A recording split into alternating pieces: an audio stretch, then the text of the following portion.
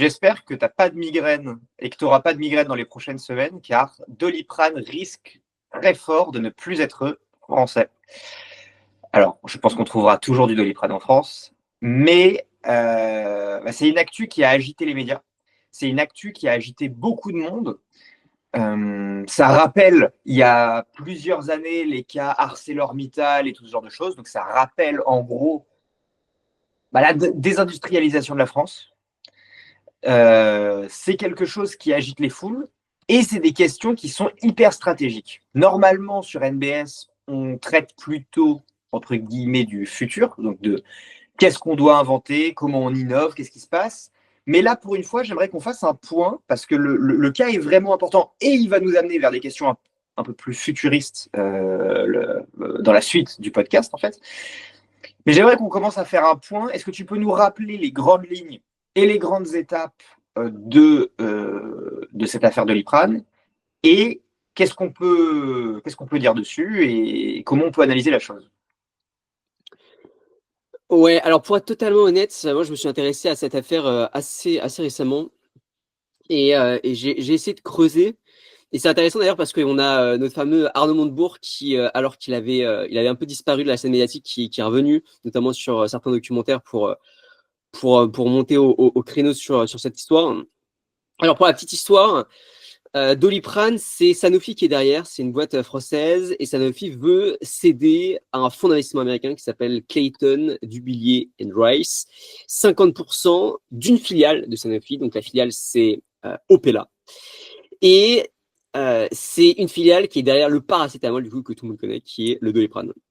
Donc voilà, c'est pas l'entièreté de la boîte qui va disparaître, c'est une filiale d'une boîte française et c'est 50% de cette filiale-là. Donc logiquement, dis-moi si je me trompe, mais la France n'est pas censée perdre la mainmise sur finalement le Doliprane. Il s'agirait d'un deal à 15 milliards d'euros. Ça me paraît assez énorme parce que Doliprane, je crois que ça coûte 2 euros et je crois que ça s'écoule à 200 millions d'exemplaires ou 400 millions d'exemplaires en France par tous les ans. Donc vendre 50% pour 15 milliards, enfin, juste le chiffre m'a paru quand même assez important. Et en fait, ça cause pas mal. Ça crée un débat parce que déjà ça a mis le doigt sur des blessures anciennes, enfin des blessures pas tellement anciennes finalement, de rachat de boîtes françaises par des acteurs étrangers, notamment des acteurs américains. Et on se rend compte que la France a souvent été la grande perdante dans ce genre de choses. Tu l'as bien dit en intro, mais on a perdu le leader de l'aluminium, Péchinet, sous l'époque Chirac. On a perdu le leader de l'acier, Arcelor, qui avait été racheté par Mittal, à la fois sous Chirac et également avec notre ami Thierry Breton. On avait perdu Alstom sous Hollande, et puis après Technip, Alcatel, Essilor, Lafarge & Co. Donc on perd pas mal de nos fleurons, avec à chaque fois des promesses d'emploi, avec à chaque fois des promesses d'innovation qui ne se font pas réellement. Et en fait, on se rend compte que ça pose quand même vachement de questions sur le risque d'emploi que je viens de rappeler, parce que Opella, donc la filiale de Sanofi qui normalement va être achetée, emploie quand même 1700 salariés en France. Et deuxièmement, sur la question de la souveraineté sanitaire de la France. À la fin de la journée, si on dépend d'acteurs étrangers pour soigner les Français, c'est quand même problématique et on s'en est vachement rendu compte à l'époque du Covid et avec les scandales ou les situations presque comiques des masques, comme on a pu le voir notamment en Chine, des masques du coup qui devaient partir en France, qui avaient été rachetés par les Américains rapidos. Donc c'est des alliés, mais pas dans tous les contextes, hein. Pas dans toutes les situations. Donc voilà le contexte. Et alors, je pense que ça ouvre pas mal de questions. Moi, j'ai une première question que j'ai envie de te poser sur ça. D'ailleurs, j'ai répondu à ta. Oui, tu as fait une Ok. bonne présentation, je pense, en effet, pour reprendre Ok. les grandes lignes et les résumer rapidement. Hein. Donc, vente de la moitié d'une filiale. On est sur une vente de 50%. Donc, là où je suis incapable de dire, c'est quel sera le pacte d'actionnaires qui sera signé et tout ça. Mais à 50-50, si on parle vraiment de ça, le contrôle, il est difficile. Le contrôle de la filiale en question est difficile. Donc, est-ce qu'on le contrôle vraiment? Oui, non. Est-ce qu'on peut imposer le fait qu'on laisse les salariés en France? C'est pas sûr. Est-ce que ça sera pérenne dans le temps, même s'il est resté en France à court terme? Pas sûr non plus. Et en effet, tu l'as dit, on perd en tout cas la mainmise sur la capacité de fabriquer du paracétamol. Alors là où tu as raison, c'est qu'en France, peut-être qu'on en vend 400 millions, mais je pense que dans le monde, on en vend des milliards. Et puis surtout, c'est un médicament qui se vend depuis 30, 40, 50 ans. J'ai aucune idée de la date exacte, mais ce que je veux dire, c'est que quand tu payes 15 milliards, tu payes aussi peut-être 20, 30 ou 40 ans de revenus futurs. Et c'est ça que tu achètes en fait. C'est le fait que tout le monde consomme du Doliprane et que ceux qui ne consomment pas du Doliprane et qui consomment du paracétamol, je pense qu'il est quand même fabriqué dans les mêmes usines, de la même filiale. Et donc, toutes les marques de paracétamol doivent plus ou moins, peu ou prou, se fournir au même endroit. Ou en tout cas, doit être un acteur majeur. Même si je ne suis pas un expert sur ce sujet-là, évidemment. Mais À ce qui paraît, les principes premiers sont fabriqués aujourd'hui en Chine, mais par contre, le Doliprane est assemblé, on dirait qu'on parle d'une voiture, est assemblé dans les usines françaises. Ouais, ok, d'accord.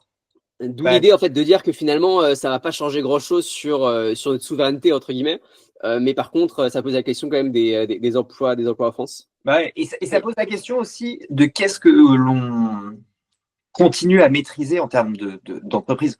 Je te donne enfin, tu t'as cité tous ces exemples-là. Tu as cité tous ces exemples hyper importants. Et dans tous ces exemples, ce qu'on oublie de citer, c'est toutes les PME de taille moyenne qui sont parties à l'étranger, si tu veux. Même les grosses PME, toutes les boîtes qui ont perdu 10, 15, 20, 30% de leur capital, qui sont toujours sous contrôle français, mais dont une grosse partie des revenus et des gains part à l'étranger. Et en fait, quand tu mets tout bout à bout, tu te rends compte qu'il y a un. Déjà, tu as un exode des talents, bon, ça on le sait, mais voilà. Tu as un exode de beaucoup on va dire des bijoux et des joyaux de la France vers l'étranger, d'une manière ou d'une autre. Tu as beaucoup d'IDE qui arrivent en France, donc IDE, investissement direct à l'étranger, de la part de fonds souverains étrangers qui viennent en France. On l'a vu avec le Qatar, avec le PSG. Il y a plein d'hôtels qui sont achetés par le Qatar, l'Arabie Saoudite, les Émirats, tout ce genre de choses. Ça peut paraître anecdotique, mais quand tu fais 1 plus 1 plus 1 plus 1, bah, tu te retrouves avec beaucoup d'activités économiques qui se passent chez nous qui ne nous appartient plus directement. Et ça, je pense que en fait, que tu le fasses une fois, 2 fois, c'est pas très grave pour remplir les caisses. Mais quand ça arrive trop souvent, ça devient un véritable problème. Parce qu'on devient dépendant réellement de puissance étrangère. Je recommande à tout le monde de lire un bouquin qui s'appelle Les États prédateurs par un auteur qui s'appelle Monsieur Carayon, C-A-R-A-Y-O-N, et qui explique parfaitement le processus, en fait, où des États étrangers, via des fonds d'investissement, des fonds souverains, en fait, investissent massivement dans d'autres pays et prennent des positions dominantes et du coup deviennent extrêmement dangereux. Je crois que c'est la Chine, si je ne dis pas de bêtises, je n'ai évidemment pas tous les exemples en tête, mais a pris une position avec 2 sièges au board de GDF Suez. C'est-à-dire que l'eau et le gaz français ont au board 2 personnes, en gros, proches du gouvernement chinois. Alors pour l'instant, c'est juste 2 sur 10, donc ils n'ont que 20% des droits de vote. Ok, il n'y a pas de problème. Sauf que petit à petit, on ne sait pas si demain GDF a un problème d'argent. Les premiers concernés, ce sera eux. Ils remettront de l'argent, ils prendront 6 sièges et l'eau française sera gérée par une entreprise chinoise, entreprise directement liée, étant donné que c'est un fonds souverain, au gouvernement chinois. Et là, on rentre dans des problématiques stratégiques qui dépassent évidemment le cadre de ce qu'on raconte souvent avec NBS, mais des problématiques politico-stratégiques, géopolitiques à très haut niveau. Et c'est surtout ça, la question que ça pose derrière. C'est de notre indépendance. C'est pas tant qu'il n'y ait que 50% et que ce soit assemblé là, en effet. C'est pas tant que peut-être on perde 1700 emplois en fait à l'échelle du territoire. Ce serait triste, mais 1700 emplois, ça ne changera pas la donne sur les millions de Français.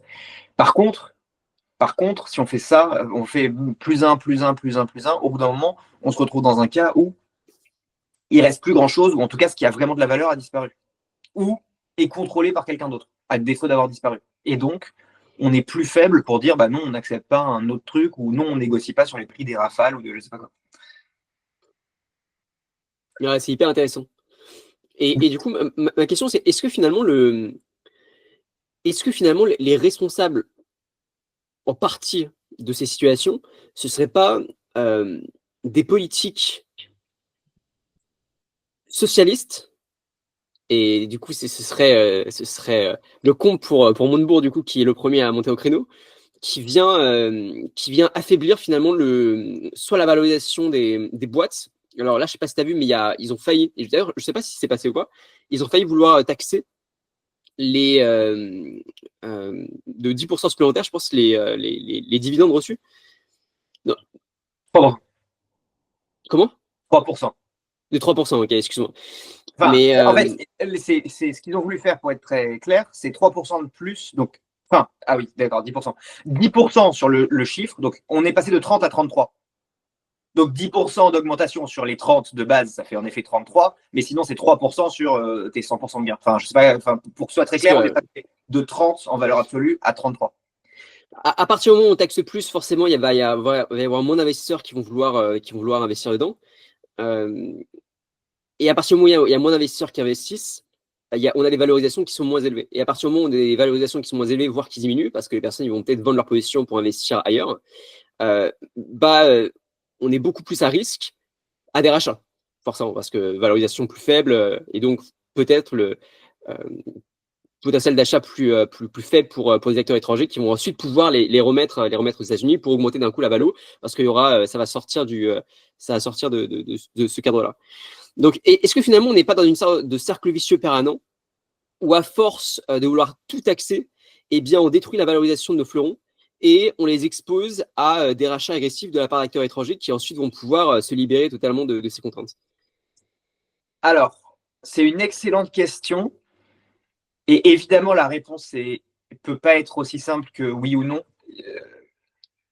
Parce que je ne sais pas s'il y a une corrélation directe entre taxes et baisse de la valorisation des boîtes. Pourquoi? Parce que ces histoires de rachat un peu agressif et ces histoires de taxation, ça existe depuis très longtemps. Enfin, si tu veux, c'est les dernières taxes qu'on voit arriver là sont pas responsables de ArcelorMittal il y a 15 ans et de toutes ces boîtes qu'on a citées juste avant. Je pense qu'un des principaux problèmes qu'on a connus, au-delà des taxes, par contre, c'est la baisse forte de la croissance et de la compétitivité européenne et de la France sur les 20-30 dernières années.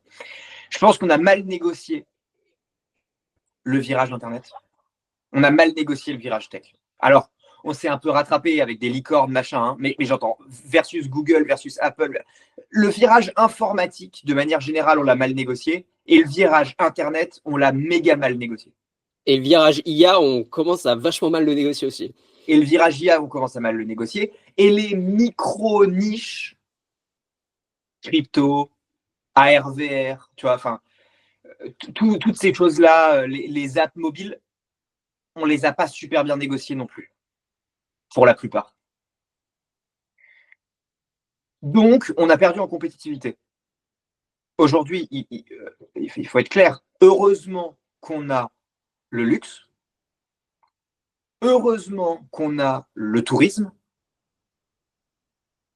Et heureusement qu'on a des restes et heureusement qu'on a Total et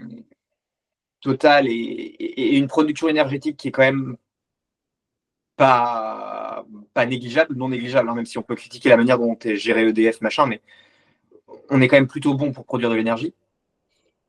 Heureusement qu'on a ça, parce que c'est pas notre industrie qui tiendrait le pays aujourd'hui. Hein. Notre industrie, j'entends, c'est pas les quelques constructeurs automobiles qu'on a, c'est pas les. Enfin, tu vois, si tu prends le CAC 40, tu as beaucoup de boîtes dedans. Tu te demandes, enfin, si je prends toujours cet exemple-là, qui est peut-être pas très sympa, mais quand tu vois qu'il y a Téléperformance dans le CAC 40, qui est en gros des centres d'appel, tu es en droit quand même de te poser certaines questions sur tu vois, la qualité des entreprises qui nous représentent. Tu vois, tu as beaucoup d'entreprises IMO contre lesquelles j'ai rien, je suis en IMO, mais encore une fois, c'est pas Google, c'est pas du. Voilà. Et Sanofi, c'est dommage, parce que Sanofi, c'est quand même, enfin, même s'ils ne partent pas complètement, c'est quand même une très belle boîte, et une boîte qui est relativement innovante, et une boîte qui a quand même un vrai savoir-faire. Et donc, je pense qu'il faut défendre, le plus possible en tout cas. Euh, donc, pour moi, c'est pas tant lié à la taxation, même si la taxation fait partie de la perte, à mon avis, d'attractivité, de croissance et de dynamisme des entreprises françaises et européennes. Mais il n'y a pas que ça. La taxation, et l'ultra-régulation aussi. Je ne sais pas si tu as Oui. vu l'excellent passage il y a un mois de Macron, je crois, sur une chaîne allemande qui a pas mal tourné. Je ne sais pas si tu as vu ce qu'il a dit. Ce qui est le compte, parce qu'il a eu un discours très juste et très réaliste sur la situation en Europe, en disant qu'il nous reste 2-3 ans. 2-3 ans, il a dit, hein, c'était un chiffre, un chiffre très court, un laps de temps très court, avant d'être totalement déclassé par rapport à l'Asie et par rapport à l'Amérique, parce qu'on est dans l'ultra-régulation. Et ça fait suite d'ailleurs au rapport par, j'ai oublié le nom, mais un mec en Europe, au sein de l'Union européenne assez connu, un rapport qui justement critique le fait que le fait d'ultra réguler est en train de détruire totalement les boîtes de l'Union européenne. Et bon, c'est le compte parce qu'il est présent depuis quelques temps. Entièrement d'accord avec ça. La régulation, déjà, tu as une régulation par pays, comme dans tous les pays, hein, comme ils ont une régulation aux États-Unis quand même, mais voilà. Et ensuite, tu rajoutes par-dessus ça une régulation européenne avec laquelle tout le monde n'est pas d'accord, que tout le monde ne comprend pas, où des fois, il y a des choses qui sont prises un peu en dépit du bon sens. Et c'est sûr que versus l'Inde, versus la Chine, versus les BRICS de manière générale, versus les États-Unis, on ne peut pas, en termes de vélocité d'innovation et de vélocité de mise sur le marché de choses, on ne peut pas lutter avec la régulation qu'on a. Après, il faut faire attention aussi à un truc. Hein. La régulation, elle est parfois mauvaise, parfois aussi, je pense notamment à l'agroalimentaire, sur certains points, certes, ça nous bloque, mais au moins, on ne mange pas de la merde et tout ça. Et c'est là où il y a un choix de société, si tu veux, entre une société qui devient moins dynamique, mais qui met sa population dans de très bonnes conditions de vie, de santé, d'accompagnement, tu vois, enfin, il y a beaucoup de gens qui disent oui, mais l'Europe, vous vous rendez pas compte, c'est quand même et surtout la France, c'est quand même une sorte de paradis sur Terre. Je discutais avec un Anglais qui me disait, mais vous vous rendez pas compte, c'est un paradis.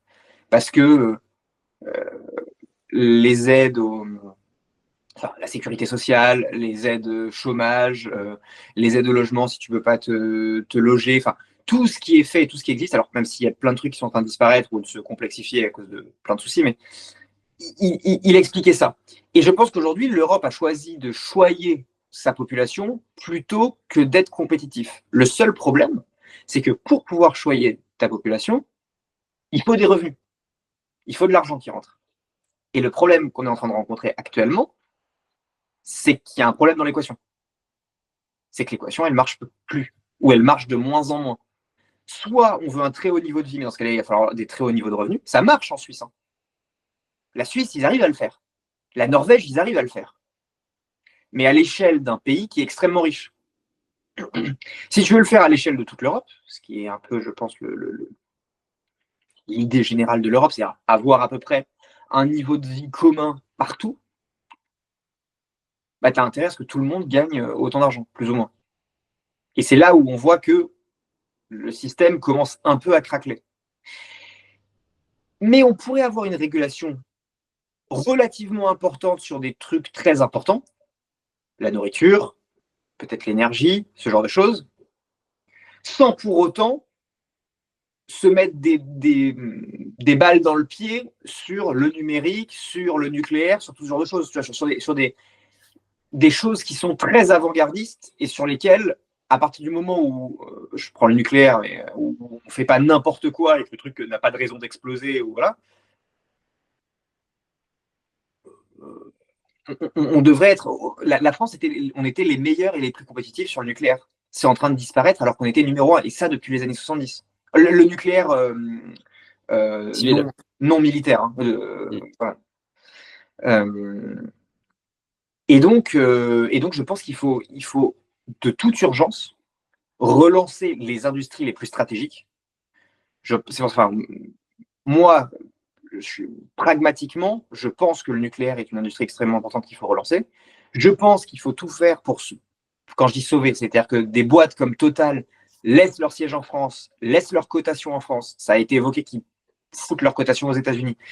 Il faut garder le luxe, mais le luxe, pour moi, c'est très bien, ça fait briller la France, ça ramène de l'argent, mais c'est pas ça qui donnera un nouvel élan. il faut le garder parce que c'est important, mais c'est pas ça qui donnera un nouvel élan. Ce qui va donner un nouvel élan, c'est est-ce qu'on est capable d'être meilleur sur de la production d'énergie? Est-ce qu'on est capable de rattraper le retard sur notamment la vague IA? Est-ce qu'on est capable d'avoir nos propres data centers et notre propre souveraineté numérique et d'être compétitif pour, pourquoi pas, demain, vendre à ceux qui chercheraient de la souveraineté du numérique sans pouvoir avoir la souveraineté? J'en sais rien. L'Inde ou la Corée ou que sais-je, ceux qui voudront. Est-ce qu'on est capable d'être aussi efficace que des Américains? Est-ce qu'on est capable, avec Airbus par exemple, Ariane et ainsi de suite, tout l'aéronautique, de proposer une alternative à ce que fait Elon Musk? Parce que force est de constater qu'on était là aussi. C'est mal barré, hein. C'est très mal barré, hein, qu'on soit clair, mais j'évoque ce qui pour moi me semble être les points stratégiques sur lesquels on peut encore jouer. Continuer à être des pôles attractifs pour le tourisme. Mais tu vois, pardon, vas-y. Parce que mine de rien, les deux premiers pays touristiques au monde, c'est la France et l'Espagne. La France en nombre de personnes, l'Espagne en temps passé dans le pays. Okay. L'Italie est quatrième. Tu vois, sur les 5 premiers pays, je pense qu'il y en a soit 3, soit 4 qui sont dans l'Europe. Donc, c'est des industries qui sont, mine de rien, hyper importantes, qui permettent de faire rayonner aussi la culture, chose qu'on nous enlèvera jamais, donc sur laquelle on peut aussi jouer des choses. Voilà, mon analyse, c'est quoi? Mon analyse, c'est de dire Macron a probablement raison sur ça, sur son analyse. Enfin, son analyse est bonne, mais dans ce cas-là, j'aimerais qu'il nous explique pourquoi il semble incapable d'agir, étant donné qu'il est président du pays ou du deuxième pays le plus important de l'Union européenne. Il a été président de l'Union européenne pendant son mandat. À ce qui paraît, d'après les bruits de couloir, ce serait pour ça que Thierry Breton aurait sauté aussi vite. Parce que justement, Thierry Breton est celui qui s'est vanté de l'ultra-régulation très rapide au sein de l'Union européenne de l'IA. Et finalement, Macron s'est bien rendu compte que c'était pas ça qui allait faire rayonner la France. Et que du coup, ils essaient de faire bouger les lignes à ce moment-là. Mais à ce niveau-là, mais t'as raison, le mec est président depuis 7 ans maintenant. Ça va pas vraiment dans ce sens-là. Et du coup, ma question, c'est, tu as parlé d'énergie. De manière générale, c'est la deep tech, que ce soit l'énergie, que ce soit l'IA, que ce soit même tout ce qui va être on parlait de Sanofi initialement, mais toutes les boîtes autour de la santé, autour de la longévité, qui à mon avis ça va être des marchés absolument énormes, gigantesques dans les prochaines années.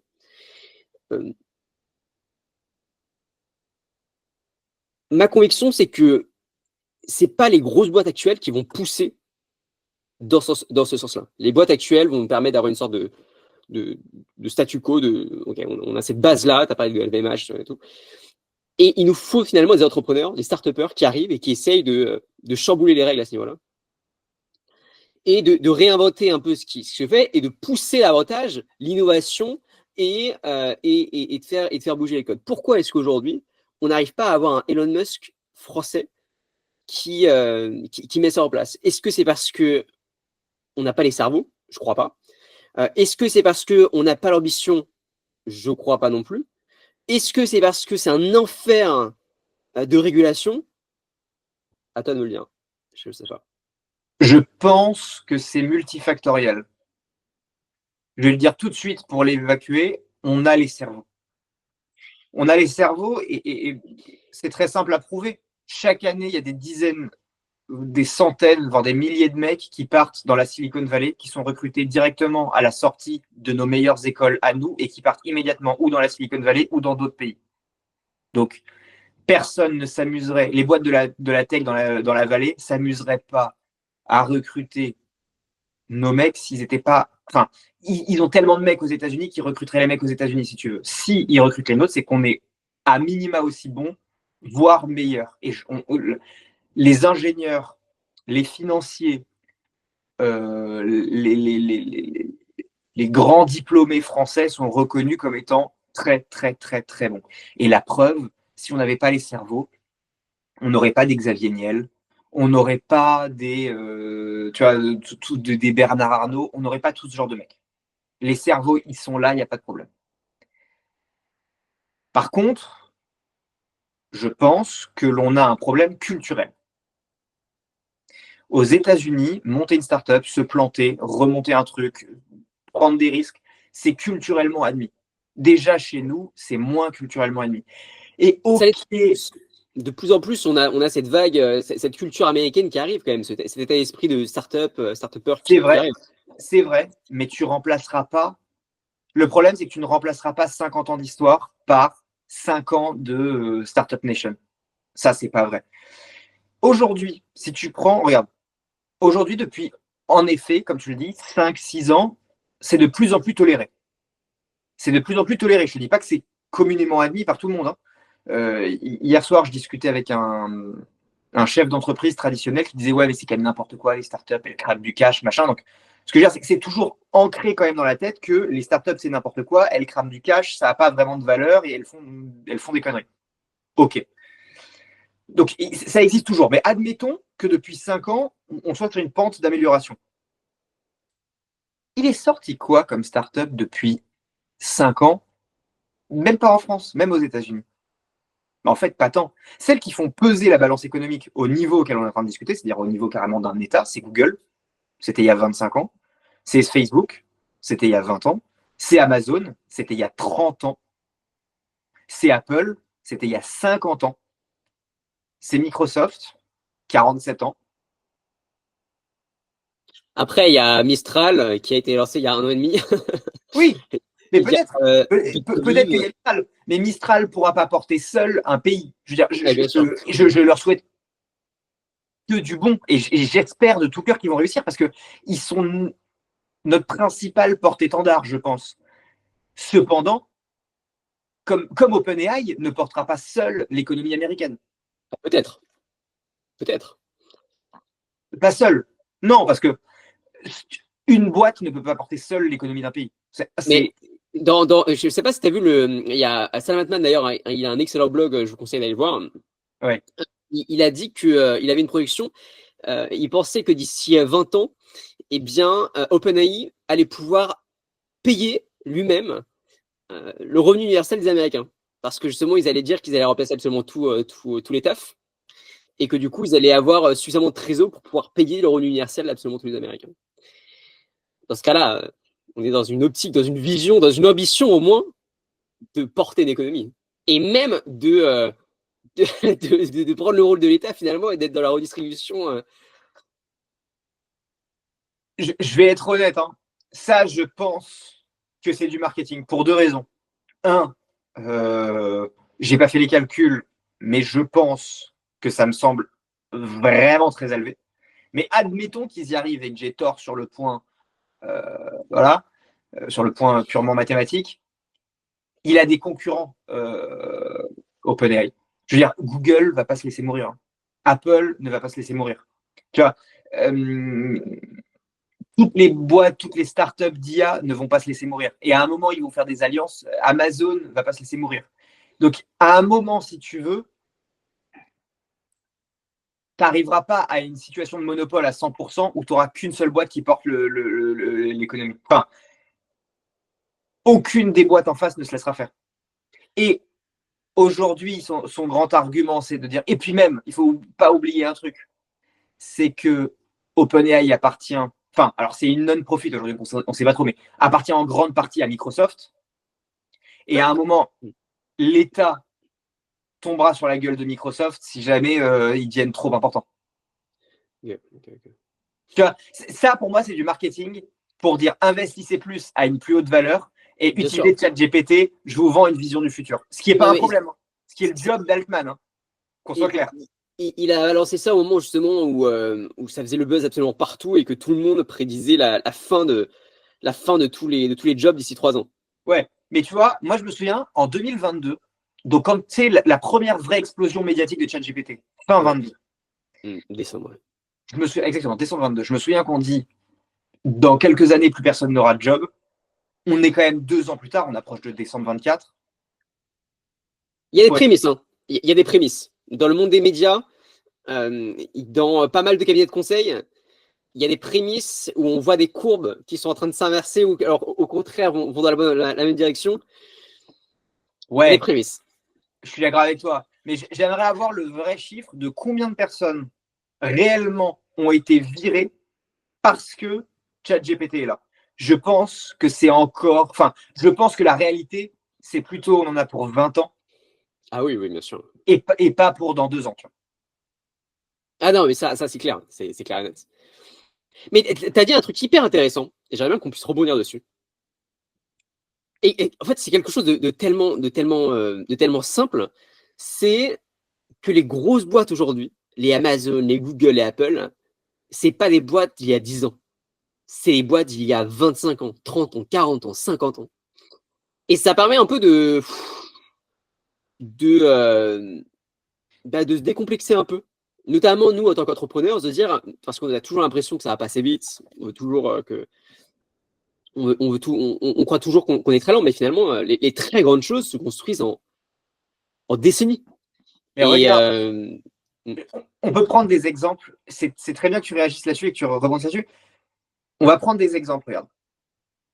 Parmi tous ceux qui se sont créés super vite et qui sont montés à des tailles délirantes super vite, Clubhouse. Clubhouse, FTX. Alors, Binance, c'est un peu différent. Ils sont allés très vite. Ils existent toujours, mais ils ont quand même eu déjà, une sorte un peu de coup d'arrêt en termes de croissance, et deux, des vrais problèmes. Enfin, on parle quand même d'un président qui a fait de la tôle. Hein. Enfin, je veux dire, même si finalement il finissait par avoir raison et de blanchi machin, c'est pas juste un parcours entrepreneurial. Tu vois, on est quand même sur un truc un peu. Tu vois, c'est. Bill Gates n'a jamais fini en tôle, par exemple. C'est un parcours entrepreneurial basique dans la crypto. Ouais, c'est C'est un peu ça. le diplôme de toutes les personnes qui ont réussi dans la crypto, c'est est-ce qu'ils ont fait un tour en prison ou pas. Exactement.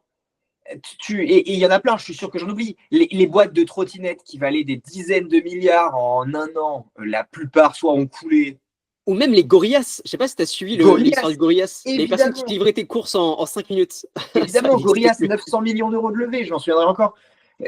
900 millions d'euros levés et un an et demi après, plus rien. Donc, Fini. si tu veux, je pense que les choses pertinentes prennent du temps. Et je vais te donner une autre preuve. OpenAI semble être une boîte pertinente et beaucoup de gens, en gros, nous datent OpenAI de 2022. Mais non, OpenAI, c'est 2015. 2015. Ouais. Donc en fait, OpenAI, je schématise, OpenAI il y a 10 ans. Et donc, ils ont mis 10 ans à faire un truc qui tienne la route. Et donc, 8 ans, 2022, c'est il y a 2 ans, je fais des grosses passes, mais 8 ans à Enfin, R&D. vraiment arriver sur le marché. Et donc, Est-ce que tu connaissais un peu leurs revenus avant 2022 ou pas? non, mais j'ai envie de dire zéro, ou proche Ok, zéro. ok, ok. Pas grand-chose. À vérifier. Peut-être qu'on le mettra en description ou un truc comme ça, mais je pense que c'est proche de zéro, puisque quand en 2022, la première année, alors qui du coup est pas pleine, hein, mais je crois qu'ils annoncent une vingtaine de millions de revenus. J'ai pas envie de dire de bêtises, mais dans ma tête, c'était ça à peu près.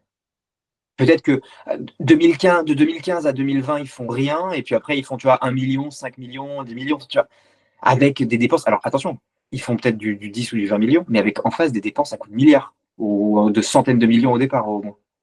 Mm, mm. J'imagine que leur première levée, c'était déjà 110 millions. C'est intéressant cet exercice, je trouve, de lister comme ça les boîtes, soit qui existent aujourd'hui alors que, en fait, ils existent, enfin, qui cartonnent aujourd'hui alors qu'en fait, elles existent depuis des décennies, soit au contraire des boîtes qui ont cartonné rapidement et voir à quel point elles existent toujours. Voilà. TikTok, c'était assez rapide, non? Oui et non.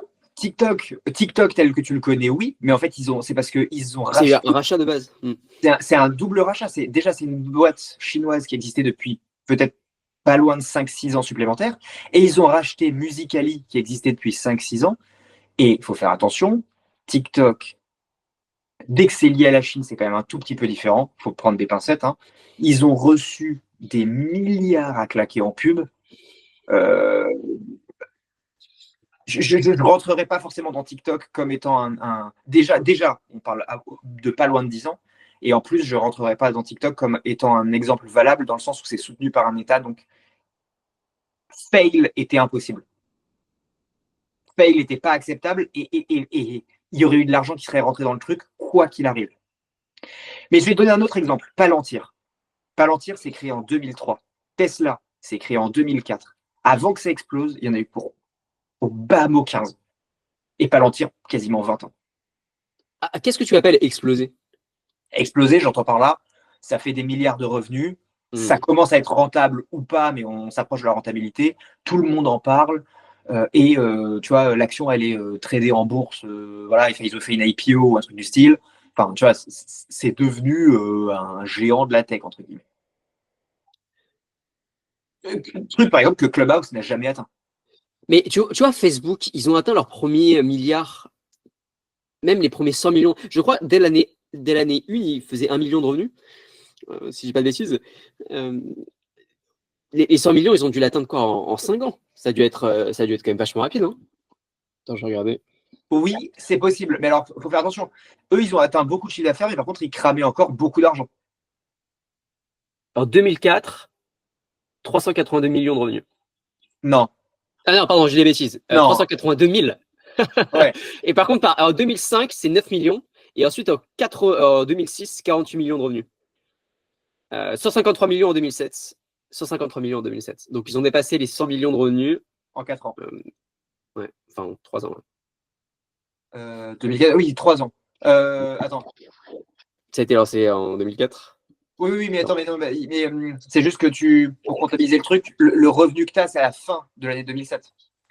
Les 150 millions, c'est Ouais. c'est sur tout c'est parce que tu prends en 2004. Donc, c'est la quatrième exercice comptable. Ouais, ce qui est gigantesque. Hein. Ce qui est gigantesque. C'est peut-être, tu vois, l'exemple le plus. Et après, sinon, il y a aussi dans le personal branding, finalement, les Brian Johnson. Alors, ils sont pas encore au milliard de revenus, mais le mec, il a commencé ses vidéos YouTube il y a 3 ans, peut-être. Ouais. Et il a commencé à commercialiser ses produits il y a 1 an. Doit déjà valoriser, à mon avis, plusieurs centaines de millions. Et ça ne va cesser de croître. Mais là, pour moi, on parle quand même de deux choses différentes parce que on est parti ça prend du temps de créer quelque chose qui commence à avoir une influence sur les États. Hein. C'est ça le truc de base. Il faut quand même se rappeler que là, même à 150 millions à l'époque, Facebook n'a pas d'influence sur l'État. Bien sûr. À l'époque, Facebook, c'est un truc un peu rigolo, voilà, mais c'est maintenant, à coup de milliards, je pense, j'ai pas le chiffre, il faudrait essayer de le trouver, c'est pour commencer à avoir, tu vois, ce type d'impact sur des États, je pense que ça se situe entre 5 et 10 milliards d'euros de chiffre d'affaires. Là, tu commences, à mon avis, à avoir et puis tu as 50 000 employés, un truc comme ça. Et je pense que là, tu commences vraiment à peser d'un point de vue national. Tu vois, Doctolib, ça pèse, je crois, d'un point de vue national. Ouais. Ça a été créé en 2013. Ouais. Et il semblerait, mec, que leur chiffre d'affaires, ça quand même. Enfin, pas si haut. Hein. Je sais pas si ça dépasse le milliard, le chiffre d'affaires. Je crois pas. Hein. Et pourtant, Doctolib, c'est vraiment une belle boîte. Hein. Enfin, qu'on soit clair, ça fait pour moi partie de ceux qui sortent de l'exemple que je te donnais juste avant. Pour moi, ça fait vraiment partie des éventuels fleurons qu'on aurait. Il parle de 300 millions de revenus avec un objectif d'être profitable en 2025. Ah oui, c'est pas si simple que ça. Ouais. D'accord. Les Échos, en juillet 2000. Alors, en 2022, ils ont enregistré 217 millions. C'est un article des Échos. Ok. Tu vois, finalement, ça, en fait, ça épouse finalement tout ce qu'on a dit juste avant. C'est une boîte française qui a un impact, 300 millions de revenus. Une boîte américaine qui a un impact, des centaines de milliards. 300 milliards pour Google, ouais, tu vois. Et donc, c'est ça. Et je pense que c'est ça qui nous manque. Et je pense que c'est sur ça que la France et j'espère l'Europe devraient travailler. C'est sur ces sujets-là. Comment on crée des vrais leaders, des vrais champions, et comment on leur permet de dépasser le côté je suis une grosse boîte qui fait des centaines de millions pour aller à je fais des milliards, des dizaines ou des centaines de milliards, je suis valorisé pareil, et j'ai un véritable impact, et éventuellement je suis à tel point que je deviens un catégorie leader qui est même consommé ailleurs que chez nous. Alors, qu'est-ce qu'il faudrait de manière très concrète? Lors de le dernier épisode, qui était d'ailleurs super, je vous encourage à aller voir, on avait parlé de créer le SP500 en Europe, en gros, pour faire en sorte de valoriser beaucoup plus les boîtes tech européennes et de faire en sorte d'attirer beaucoup plus d'investisseurs aussi. Et aussi de faire en sorte que nos boîtes aient de plus en plus de financement pour ensuite créer un cercle vertueux, s'autofinancer, etc. Premier point. Second point, peut-être moins de régulation. Troisième point, peut-être moins d'impôts, moins de charges pour leur permettre de dégager plus de profits, de réinvestir davantage. Est-ce que tu vois autre chose ou pas? Moi, je pense que vraiment, La culture aussi, du coup. pousser une culture où on accepte l'échec et où on accepte la réussite aussi. Les deux, en fait. Les deux. Parce qu'il n'y a pas de réussite sans échec et tu n'as pas envie de réussir si c'est pour se faire cracher dessus. Tu vois, je vais donner un exemple, tout con, mais aux États-Unis, les détentions privées sont comptabilisées. Dans la liste des gens les plus riches du pays, tu as tous les mecs qui ont une start-up et dont la start-up est valorisée par des fonds de VC. En France, ça n'existe pas. Ta fortune, tant que tu n'es pas en bourse, n'est pas comptabilisée. Enfin, où personne ne se déclare. J'ai jamais vu un fondateur français qui dit trop cool, ça y est, dernier tour de table, je suis devenu milliardaire et puis je vais m'en utiliser pour faire ça, ça, ça. Culturellement, ça n'existe pas. Je crois pas. Mais est-ce que du coup, il nous manque aussi des figures emblématiques qui poussent la chose? Parce que j'imagine que ça va pas venir de l'État. On a besoin de profils qui sortent, ouais. sortent de l'ordinaire et qui vendent ça, justement. Il nous manque des figures emblématiques. Alors, on en a un. On a Xavier Niel, je pense. Parce que Bernard Arnault, c'est différent. Bernard Arnault, c'est un business financier. Il a hérité d'une partie qu'il a transformée. Enfin, le mec est très très bon. C'est pas le débat, mais c'est difficile de s'identifier à Bernard Arnault quand tu es jeune start-upper. D'autant plus que c'est sur un truc pas tout à fait scalable, enfin, qu'il a scalé par le rachat de marque, le machin, mais c'est pas le même game. Donc, ce qui s'en rapproche le plus, c'est Xavier Niel. Xavier Niel qui, à mon avis, porte quasiment seul à bout de bras l'écosystème français. Enfin, qu'on soit clair, en termes d'image, je veux dire, Marc Simoncini, tu le vois plus trop. Tu vois, tous les autres mecs qui étaient autour, tu les vois de moins en moins. Celui qui porte vraiment le truc, que ce soit avec Kima, que ce soit avec ses fonds perso, que ce soit avec Station F, que ce soit avec ses écoles, genre 42 et Hectare et machin, que ce soit avec le fait qu'il soit lui-même milliardaire, qu'il est free, que ce soit avec maintenant un bouquin, tout ça, je trouve qu'il porte une grosse partie de l'écosystème. Mais il en faut d'autres. Et il en faut, sans lui manquer de respect, il en faut des plus jeunes. Il en faut des différents. Il faut des mecs qui portent sur d'autres sujets, à qui on donne la parole, qu'on met en avant. Et pas des mecs qui, au bout de quelques mois, décident de vendre des formations ou de vendre des clubs ou ce genre de trucs. Je te donne un exemple. Pardon? Tu pensais à Anthony Bourbon ou pas du tout? Évidemment. Évidemment que je pense à Anthony Bourbon. Et encore une fois, s'il a envie de le faire, c'est pas grave du tout. Le mec est hyper smart, zéro débat. Mais Anthony Bourbon a quelque chose à nous vendre. Il a quelque chose à nous vendre. Elon Musk, t'achètes des Tesla si tu veux, mais il n'a rien à te vendre. Il va pas te faire adhérer à un club ou un truc comme ça, si tu veux. Steve Jobs, c'est des figures d'un autre calibre, du calibre potentiellement d'un Xavier Niel, voire encore plus légendaire, entre guillemets, machin, mais en tout cas. Tu sais qu'il est en train de vendre des formations, là, Anthony Bourbon. J'ai discuté avec un closer qui, justement, va s'occuper de vendre ses formations. Et alors, je ne sais pas à quel point c'est du ragot ou pas, mais il chercherait à sortir de son club parce qu'il n'est pas très rassuré parce que d'ici 2-3 ans, tous les membres sont censés avoir les premiers retours sur investissement sur les premiers tickets qu'ils ont investis. Et à ce qui paraît, il chercherait à sortir du club un peu avant cette échéance. À voir, hein, c'est du ragot, attention. Je ne sais pas du tout si c'est vrai. On verra. Mais c'est logique. C'est logique. Enfin, c'est logique. Je ne sais pas si c'est le cas, mais juste prenons le cas. Partons du principe que c'est vrai pour l'expérience de pensée. C'est logique. Tu lèves des fonds massivement pour investir dans des startups qui sont extrêmement risquées. Ok. C'est pas ton argent. Donc, de toute manière, tu seras un tout petit peu moins regardant. Il faut trouver du deal. Tu es obligé. Il faut trouver du deal. Tu n'as pas le choix. Parce que les mecs, pour animer ta communauté, il faut leur trouver de quoi mettre.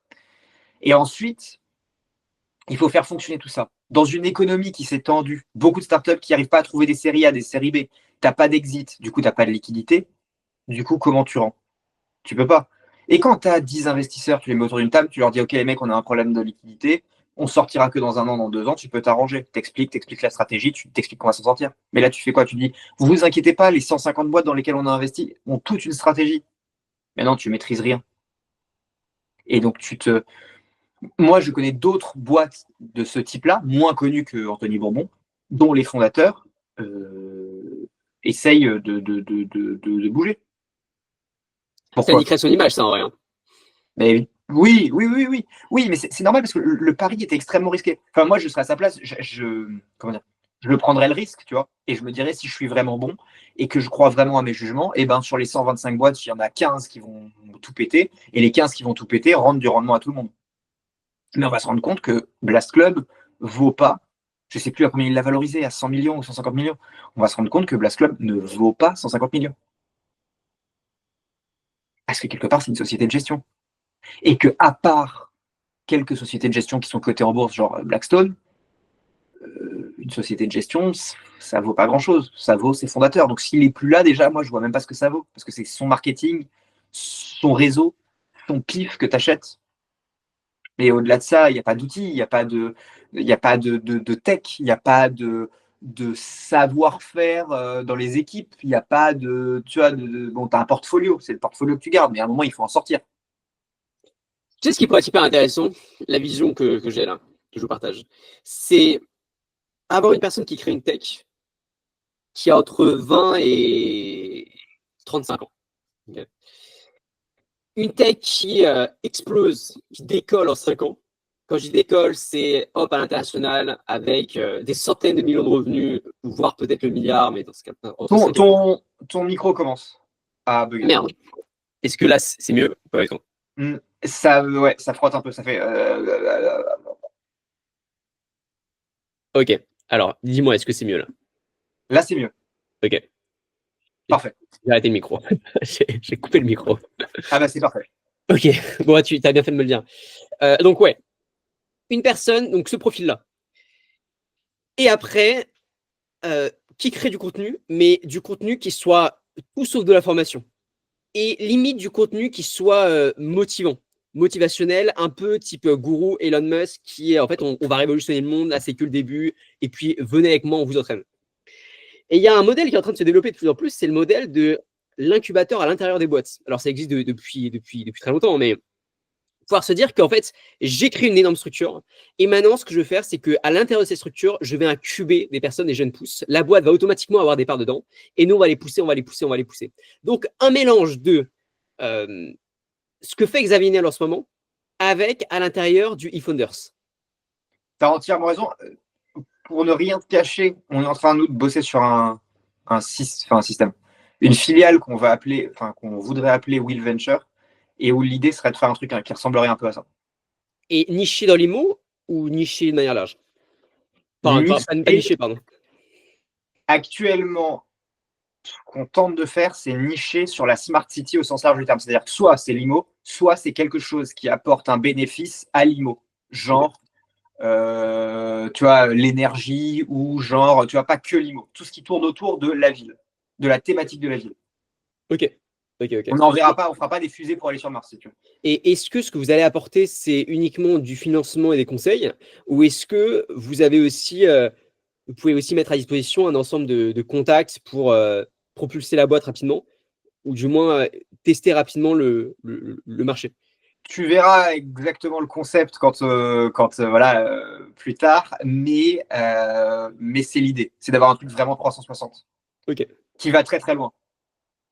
Qui va très très loin. À la fois sur les invests, l'incubation au sens classique, donc mentoring plus lieu physique, machin, et surtout la capacité de tester IRL rapidement avec des vrais revenus et donc d'éviter une partie un peu painful de go-to-market si tu veux. Ok. Génial. Ça reste à builder. Ça reste à builder. Ok, ok, ok. Ok. On a fait un bon tour là quand même. Ouais, super. Super intéressant. Moi, je trouve ça un peu excitant quand même, parce que c'est vrai en fait, à chaque fois qu'on souligne ce qui ne va pas, ça laisse aussi énormément de possibilités sur des choses qu'il faut faire pour que ça aille mieux. Et je pense que, comme on l'a très bien dit, il n'y a pas vraiment de figure aujourd'hui en Europe. Il y a tout à faire, quoi. Il y a tout à faire. Et puis, il y a énormément de personnes qui baissent les barres en disant, bah, en tous les cas, c'est pas mon taf, je préfère aller immédiatement dans les environnements, dans les endroits qui vont être plus favorables pour moi. Et puis il y en a d'autres qui, finalement, comme toi aussi, qui au contraire se disent, bon, bah, si on part avec plus personne, donc non seulement on va rester, mais en plus on va faire en sorte que ça aille mieux à tous les niveaux. Et il y a du taf, mais c'est aussi très excitant parce que il y a de nombreux challenges à relever. Et c'est lorsqu'on est finalement au plus bas qu'il y a tout à construire et que c'est plus facile aussi de motiver les troupes. Tout à fait. Donc, moi, je Moi, trouve mon ça très guess, cool. si tu veux, mon guess, c'est que si l'Europe s'effondre, tout le monde dans le monde entier aura des problèmes. Parce que mine de rien, l'Europe est un énorme consommateur pour la Chine, pour l'Inde, historiquement, même si c'est compliqué en ce moment pour la Russie. L'Europe est un énorme consommateur pour les États-Unis. Les États-Unis consomment beaucoup de trucs européens. Si tu détruis l'Europe ou au sens, tu pourrais détruire l'Union européenne, mais l'Europe, tu la rends. Et c'était Laurent Alexandre qui disait l'Europe, ça deviendra le Zimbabwe de 2050. Si tu fais ça, je pense que tu auras des vrais problèmes à l'échelle mondiale et géopolitique. Donc je pense que l'Europe va résister. Je pense juste que par contre, l'Europe va passer, et la France en tête de pont évidemment, vont passer par des périodes difficiles, peut-être un peu noires, hein, et qu'il faut que, enfin, mon point de vue, c'est que tous ceux qui peuvent apporter quelque chose devraient essayer de le faire. Ça ne veut pas dire, de filer toute sa fortune, tu vois, à la France ou d'accepter 95% de taux d'impôt. Mais ça veut dire entrer dans le débat, même si on touche que, tu vois, 1000 personnes avec le podcast, et ben c'est pas grave. On fait des débats d'idées, ces débats d'idées s'infuse et puis il y en a d'autres qui le reprennent et puis d'autres et puis d'autres et tu vois et je pense qu'il faut qu'il y ait des débats d'idées, je pense qu'il faut qu'il y ait des gens qui créent des boîtes, je pense il faut qu'il y ait des gens qui soient euh, ambitieux, qui aient pas peur du truc, et c'est comme ça que la machine va se relancer. Et comme tu l'as dit tout à l'heure très justement, les grosses boîtes donneront un socle et il faut pas qu'elles disparaissent, il faut les protéger, je pense, mais ceux qui donneront la vraie impulsion, ce seront les entrepreneurs et les créateurs. Ce qui a donné l'impulsion Internet, c'est pas les grosses boîtes de l'ère pré-Internet. Certainement pas. C'est les entrepreneurs, c'est les créatifs, c'est les créateurs, c'est tous ceux qui ont la capacité d'aller de 0 à 1. Et je Et pense qu'on a besoin de plus de mecs comme ça. est-ce que tu crois pas est-ce que tu crois pas finalement que le marché européen peut être remplacé par la classe moyenne qui se développe de plus en plus en Chine, en Inde et plus tard en Afrique? Alors si, hein, si, ça fait partie des risques, attention. Ça fait partie des risques. Pour autant, c'est quand même 500 millions de personnes avec un gros pouvoir d'achat. C'est pas si facile que ça à remplacer, d'autant plus que ça peut être facile à remplacer pour un pays, donc la Chine, disons, fait augmenter sa population et la Chine arrive à trouver de la consommation. Pour autant, la Chine ne va pas se mettre à consommer américain. Ou en tout cas, c'est pas, ça pas, on n'a pas l'impression qu'on prend cette direction-là. Donc ça deviendra un problème pour les Américains. Donc les Américains ne voudront pas que l'Europe tombe. Mais si l'Europe ne tombe pas, alors l'Europe va continuer aussi à consommer. Alors, si tu veux, pour moi, on est un peu l'Europe, un point de bascule entre deux grosses forces. Et pareil, les Indiens et les Chinois, derrière le fait d'être dans les BRICS aujourd'hui et tout, n'ont pas une entente parfaite non plus, si tu veux. Et l'Afrique, on est quand même encore loin d'un marché capable. Déjà, l'Afrique, si je dis pas de conneries, c'est à peu près 900 millions de personnes, peut-être 1 milliard maintenant. On n'est pas encore sur des gens capables de consommer massivement sur les 900 millions. On est loin de ça. Donc avant que tu remplaces la consommation européenne, qui est quand même extrêmement violente, tu vois, ce qui est pas. Enfin, tu vois, culturellement, le Brésil et la Chine, c'est deux trucs très, très éloignés. Donc,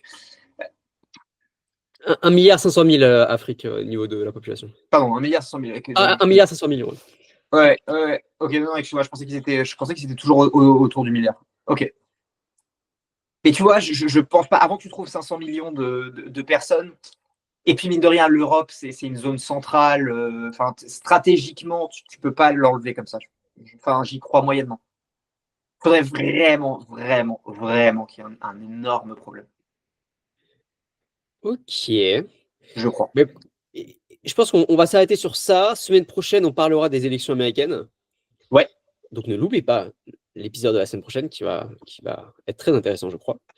Et puis abonnez-vous. Abonnez-vous. S'il y a des sujets que vous souhaitez que l'on traite, n'hésitez pas. La dernière vidéo a fait beaucoup réagir. Donc continuez à commenter. On lit absolument tous vos commentaires et ça nous donne aussi beaucoup de force pour continuer.